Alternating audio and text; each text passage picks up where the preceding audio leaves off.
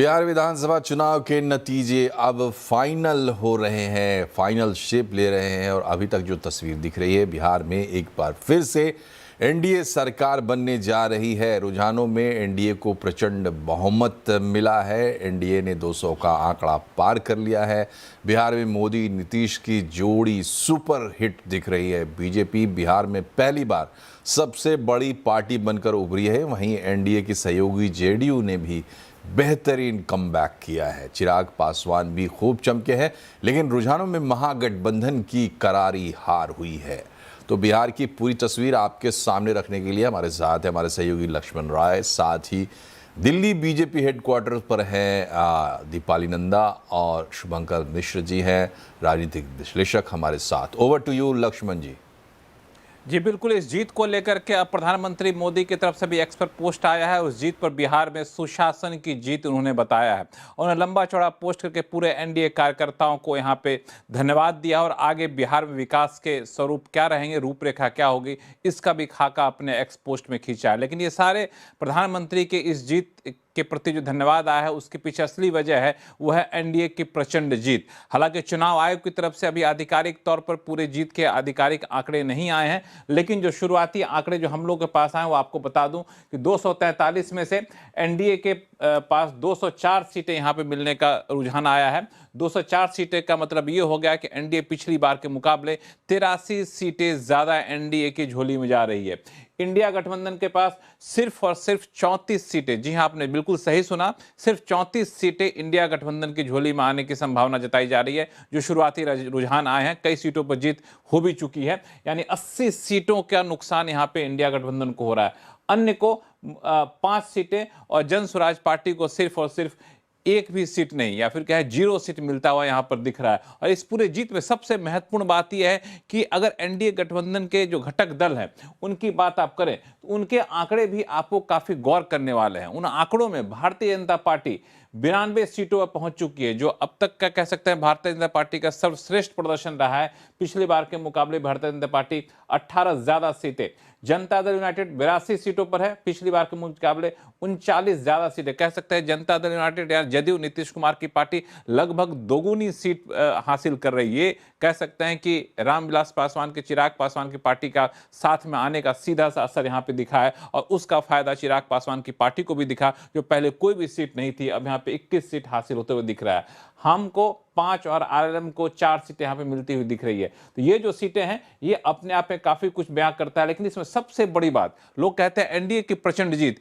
मेरा मानना है कि एनडीए की प्रचंड जीत के साथ साथ इंडिया गठबंधन या महागठबंधन की प्रचंड हार भी यहाँ पर हुई है, क्योंकि यहाँ पे सिर्फ 34 सीटें आना और जनता और आरजेडी की हालत यह है कि 50 सीटों का नुकसान यहाँ पे हो रहा है। 25 सीटें का अभी तक जो रुझान है, 25 सीटें पर सिर्फ आरजेडी। तेजस्वी यादव लगातार आगे पीछे चल रहे हैं, जो कि मुख्यमंत्री पद के दावेदार थे, मुख्यमंत्री के मुख्य चेहरा थे।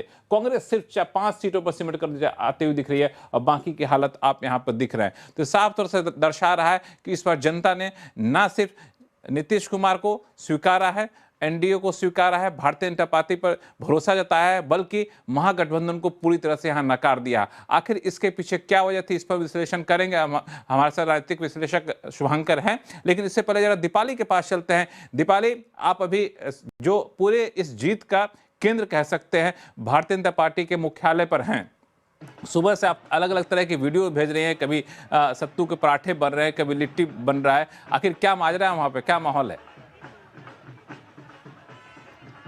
लक्ष्मण जी, सुबह यहाँ पर सत्तू के पराठे सर्व किए जा रहे थे और अब आप सीधी तस्वीरों में देखेंगे गर्मा गर्म लिट्टी चोखा यहाँ पर सर्व किया जा रहा है। आप देख सकते हैं जो कार्यकर्ता यहाँ पर आ रहे हैं उनका स्वागत यहाँ पर लिट्टी चोखा के जरिए किया जा रहा है। तस्वीरों में मैं आपको दिखाना चाहूंगी, आप देख सकते हैं जो भी कार्यकर्ता यहाँ पर जीत का जश्न मनाने आ रहा है, ढोल नगाड़े हैं, बैंड बाजा है और साथ ही साथ लिट्टी चोखा का स्वाद यहाँ पर लोग उठा रहे हैं। और यहाँ पर जो कारीगर है इनसे जब हम बातचीत कर रहे थे तो ये बेगूसराय बिहार से आए हुए हैं और सुबह से ही ये लिट्टी चोखा बनाने की तैयारी कर रहे थे। जैसे ही रुझानों में तस्वीर साफ होती हुई नजर आई, उसके बाद से ही इन्होंने तैयारी शुरू कर दी थी और शाम को आप देख रहे हैं आपके सामने ये तस्वीरें गर्मा गर्म लिट्टी चोखा यहाँ पर कार्यकर्ताओं को और वो लोग जो यहाँ पर आ रहे हैं जीत का जश्न मनाने के लिए उन्हें खिलाया जा रहा है। बिल्कुल दीपाली, आप इस बीच ऐसा करिए कि आप सुबह से वहाँ पर हैं, एक प्लेट लिट्टी चोखा खाइए जब तक मैं जरा शुभांकर से पूछ लूँ इस जीत के क्या मायने हैं, फिर मैं आपके पास आऊँगा। शुभांकर, हम लोग समय समय पे कई सारे शोज कर रहे थे, आप भी उसमें से कुछ शो में आए, लेकिन इस तरह से जीत होगी इसका अंदाजा किसी को नहीं था। आपको क्या लगता है 3 सबसे बड़े फैक्टर जो जीत के परिणाम को इस स्तर तक पहुंचाया? लक्ष्मण जी नमस्कार, मनोज जी नमस्कार। मुझे जो सबसे बड़ा फैक्टर लगता है वो ये है कि महागठबंधन पर जनता का भरोसा नहीं आ पाया और नीतीश जी और मोदी जी के ऊपर से उनका भरोसा नहीं हट पाया।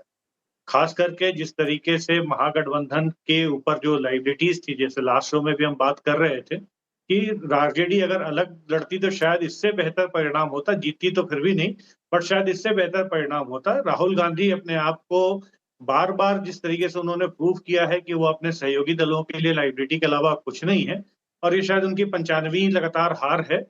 तो सबसे बड़ा कारण तो मुझे ये लग रहा है कि नीतीश कुमार जी के ऊपर जो, क्योंकि ये चुनाव अगर आप देखें तो ये चुनाव इसमें मोदी जी की लहर के अलावा लोगों को जिस चीज को समझना पड़ेगा कि ये मोदी जी से ज्यादा नीतीश कुमार जी का चुनाव था। बिकॉज बिहार में अभी भी अगर आप जाएं गांव में, देहातों में और कस्बों तक अगर आप पहुंचते हैं, वहां पे भी नीतीश कुमार जी का नाम मोदी जी के नाम के साथ साथ और उतनी ही शिद्दत से लिया जाता है। दूसरी बात यह है कि जिस तरीके से महागठबंधन ने चीजों को समझने में और भांपने में गलती की, वो सोशल मीडिया पे अपनी लड़ाई लड़ते रहे और उन्हें लगा कि सोशल मीडिया की लड़ाई से वो शायद जिस तरीके से सोशल मीडिया पे उनके समर्थक आक्रामक होके आ रहे हैं, या जिस तरीके से उनके नेता या प्रवक्ता आक्रामक होके मीडिया में दिखाई देते हैं, वही शायद चुनाव के परिणामों में आए। बट वो एक चीज भूल गए कि बिहार में अभी भी एक बहुत बड़ा वर्ग है जनता का जो स्मार्टफोन इस्तेमाल नहीं करता, जो बेसिक फोन पे है। एक बहुत बड़ा फर्क है ये बाकी राज्यों में और बिहार में, जहां आम जनता का अभी भी जो इंटरनेट यूज है उसमें बहुत बड़ा गैप है। और इस चीज को शायद राहुल गांधी जी और मैं ऐसा करता हूं, शुभांकर मैं आपके पास आऊंगा, मैं आपके पास शुभांकर मैं आपके पास आऊंगा। हमारे सहयोगी रजनीश जी पटना से जुड़ चुके हैं हमारे साथ। रजनीश जी, आप तो पूरे चुनाव के दौरान जगह जगह कई सारे इलाकों में गए, चाहे गांव ग्रामीण इलाका हो, शहरी इलाका हो, आपको क्या अंदाजा था कि इस तरह के लोगों के बीच लहर है?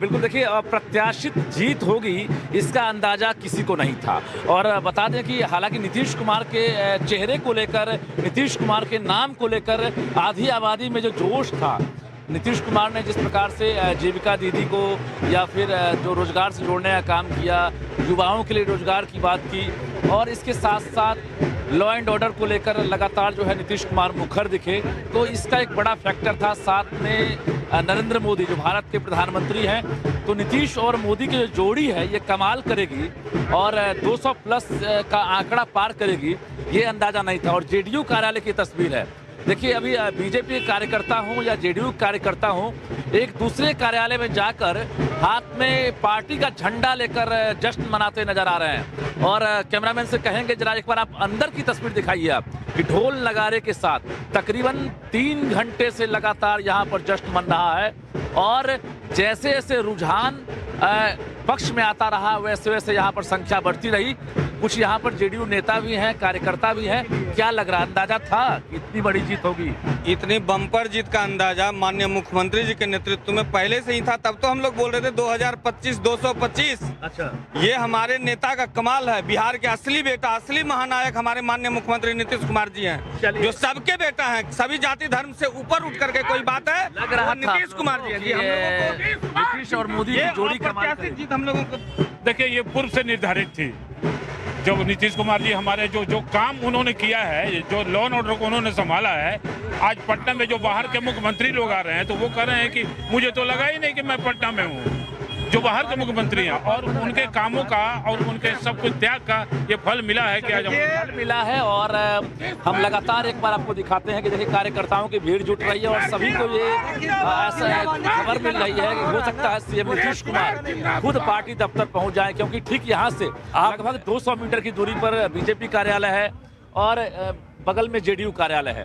और दोनों की जो बिल्कुल, आपने दोस्ती एक है, बात जो उसको कही, जनता ने हाँ, स्वीकार कर लिया है। आपने लगातार रजनीश जी एनडीए सरकार काम कर रही थी। रजनीश जी, और आपने फिर एक जो बात कही वो काफी महत्वपूर्ण है। जो आपने एक बात कही वो काफी महत्वपूर्ण है और जीत में उसकी भूमिका काफी महत्वपूर्ण इसलिए मानी जाएगी क्योंकि दोनों पार्टी, चाहे जनता दल यूनाइटेड हो चाहे भाजपा हो, दोनों के कार्यकर्ताओं का जोश एक साथ मिलना इस जीत को वाकई इस कदर तक पहुंचाने में महत्वपूर्ण भूमिका निभाई हुई। जैसा कि आपने कहा कि यहाँ के कार्यकर्ता उस पार्टी के ऑफिस में जाते हैं, वहां कार्यकर्ता यहाँ पे आते हैं, तो दोनों के कार्यकर्ताओं के बीच में एकजुटता होना एक बड़ी चुनौती होती है। उस एकजुटता को बनाए रखने में राजनीतिक दल के नेता लोग कामयाब हो पाए, रणनीति कामयाब हो पाई, वाकई ये बड़ी बात है। यहाँ पे शुभंकर, मैं आपके पास वापस आऊंगा। रजनीश, आपका बहुत बहुत धन्यवाद हमारे साथ जुड़ने के लिए। शुभंकर, मैं आपके पास वापस आऊंगा।